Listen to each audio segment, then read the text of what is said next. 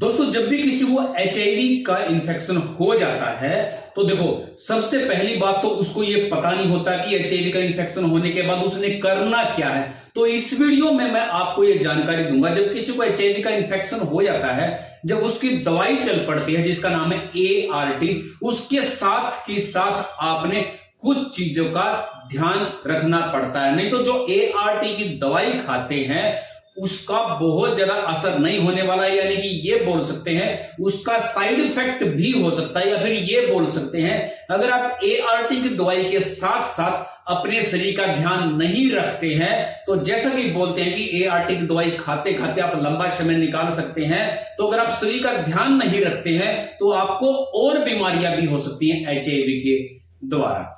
तो देखो जब किसी की इम्यूनिटी कम हो जाती है तो साफ सी बात है, किसी को कैंसर है, किसी को टीबी है, किसी को किडनी है, लिवर की बीमारियां हो सकती है, यानी कि आपकी बॉडी के अंदर जो भी कमी होएगी, यानी कि अगर आपकी इम्यूनिटी लो होएगी तो आपको कोई भी बीमारी हो सकती है। तो आपने एआरटी की जो दवाई खाते हैं एचआईवी होने के बाद उसके साथ साथ आपने कुछ चीजों का ध्यान रखना होता है, यानी कि इस वीडियो में मैं आपको बताऊंगा कि क्या चीजें खानी चाहिए और क्या चीजें नहीं खानी चाहिए और क्या करना चाहिए। देखो सबसे पहले मैं एचआईवी के बारे में बताता हूं, हर वीडियो में मैं आपको बताता हूं कि एचआईवी का इन्फेक्शन जैसे कोई इंसान किसी से अनप्रोटेक्टेड तरीके से यौन संबंध बना लेता है तो अगर उस पार्टनर को एचआईवी का इन्फेक्शन है तो फिर आपको भी एचआईवी का इन्फेक्शन हो जाता है। एचआईवी का इन्फेक्शन होने के बाद आपको फ्लू जैसे लक्षण आएंगे, जैसे गला खराब हो जाता है, खांसी, नजला, जुकाम, बुखार, वेट लॉस, डिप्रेशन, ऐसी कुछ समस्याएं थोड़ी थोड़ी आपके शरीर के अंदर होती हैं। बॉडी एक, सिर दर्द ऐसा भी हो सकता है। उसके 2 से 4 हफ्ते के बाद ये लक्षण गायब हो जाते हैं। 6 से 7 साल के बाद फिर दोबारा ये चीज एड्स में बदल जाती है, फिर लाइफ कम रह जाती है 2 से 3 साल। तो वो नौबत ना आने दें जब आपको कोई ऐसी समस्या आती है, कोई घाव शरीर पे होता है, लंबे समय तक वो ठीक नहीं होता, तुरंत अपने डॉक्टर के पास चले जाएं।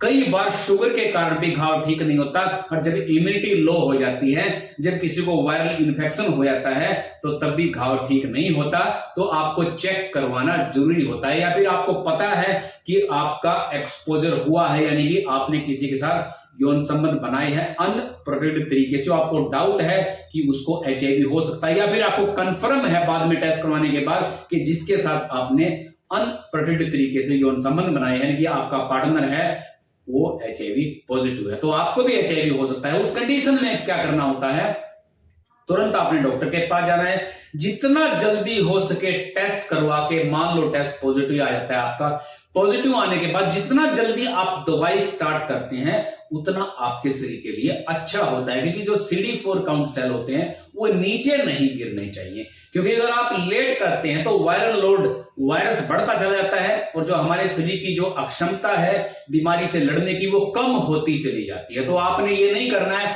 आपने तुरंत दवाई लेनी शुरू कर देनी है, वायरल लोड को आपने कम कर देना है और आपके CD4 जो काउंट है वो बढ़ जाते हैं। और इसके साथ साथ जैसे मैंने बताया आपने दवाई बिल्कुल भी नहीं छोड़नी है, बीच में डेली दवाई लेनी पड़ती है, हर दिन दवाई लेनी है। 2 से 3 महीने में आपको ऐसा लगेगा जैसे कि मुझे कोई बीमारी नहीं है।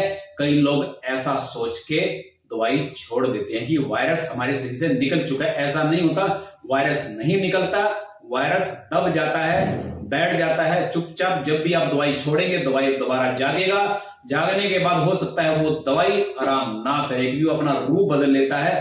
तो देखो जब एआरटी की दवाई लेते हैं तो एआरटी की दवाई लेते लेते देखो साइंटिस्ट ये बोलते हैं अगर एआरटी की दवाई आप समय से खाते हैं, बीच में बाउंस नहीं करते हैं, तो आप लंबा टाइम निकाल सकते हैं, 70-75 साल, यानी कि जितनी जिंदगी एक नॉर्मल इंसान जी सकता है उतनी जिंदगी आप जी सकते हैं। लेकिन साथ के साथ अकेले दवाई नहीं, साथ के साथ आपने कुछ परहेज भी करने पड़ते हैं, कुछ अपने शरीर का ध्यान भी रखना पड़ता है। सबसे पहले मैं ये चीज बताऊंगा कि एचआईवी होने के बाद आपने क्या चीज खानी चाहिए। नंबर 1 देखो जो चीज खानी चाहिए, प्रोटीन की मात्रा आप खूब ले सकते हो। देखो यहां पे मैंने लिखे हुए हैं, एक एक करके आपको मैं बता देता हूं।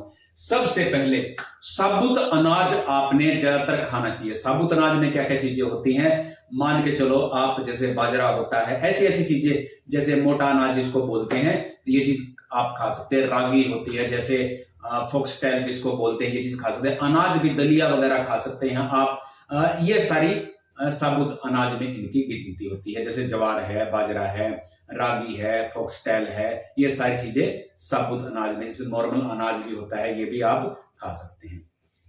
इसके अलावा जितनी भी दालें होती है, दालें खा सकते हैं। दालों के अंदर क्या होता है? प्रोटीन होता है।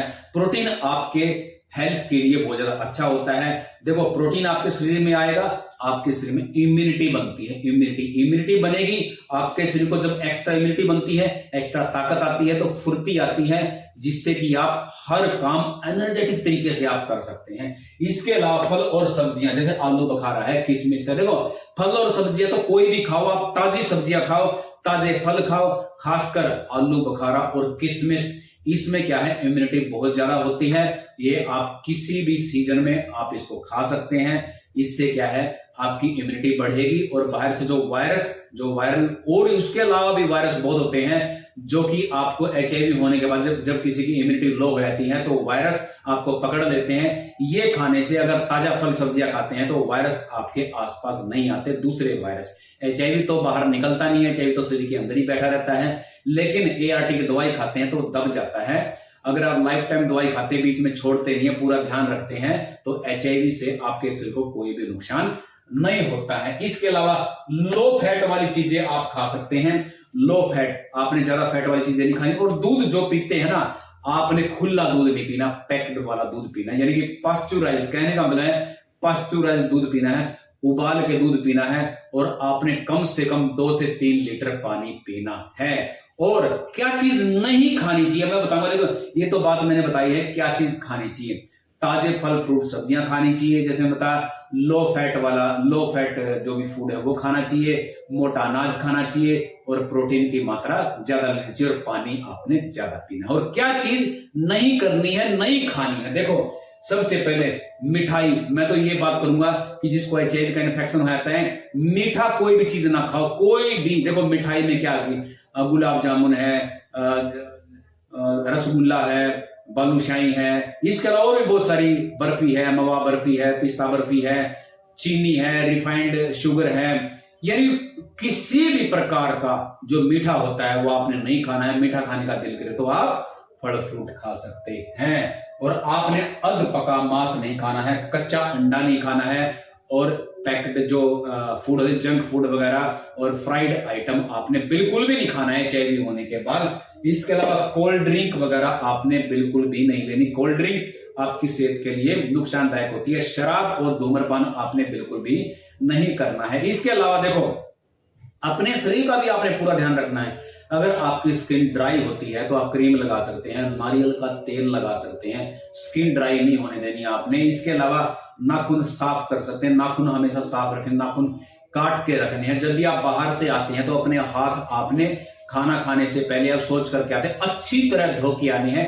आपके शरीर के ऊपर अगर कोई कटा फटा कोई घाव है तो हमेशा आपने उसको ढक के रखना है। देखो, और अगर आप स्ट्रेस में हैं, आपको दिक्कत, समस्या, कठिनाई, प्रॉब्लम ऐसा लगती है कि आप स्ट्रेस में है, डिप्रेशन में, आपको चिंता है, तो आप उस दौरान योगा कर सकते हैं। अगर आपको संगीत सुनने का मन है तो आप संगीत सुन सकते हैं। इसके अलावा आप डेली 10 से 15 मिनट रनिंग है, एक्सरसाइज है, स्विमिंग है, रेसिंग है, साइकिलिंग है, आप ये चीज कर सकते हैं। ये लगातार आपको करना पड़ेगा जिंदगी भर।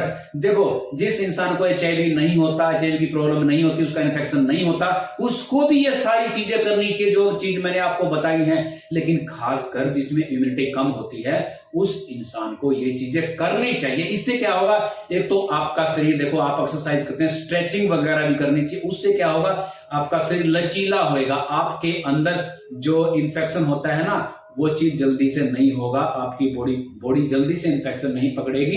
तो ये चीज आपने करनी है, और शरीर आपका पूरी तरह स्वस्थ रहेगा, फिट रहेगा, आपका काम करने का भी मन करेगा, आपकी एनर्जी ज्यादा रहेगी, और आप कभी भी अपने आप को डिप्रेशन में और लो फील नहीं करोगे। तो दोस्तों, HIV होने का मतलब ये नहीं होता कि आपकी जिंदगी खत्म हो गई है। नहीं, अपना टारगेट बनाओ, अपना गोल बनाओ और उसका पूरा करो। जिंदगी के अंदर जिसको HIV नहीं होता, उनके भी गोल नहीं होते। मुझे लगता है 99% लोगों की जिंदगी में गोल ही नहीं होते।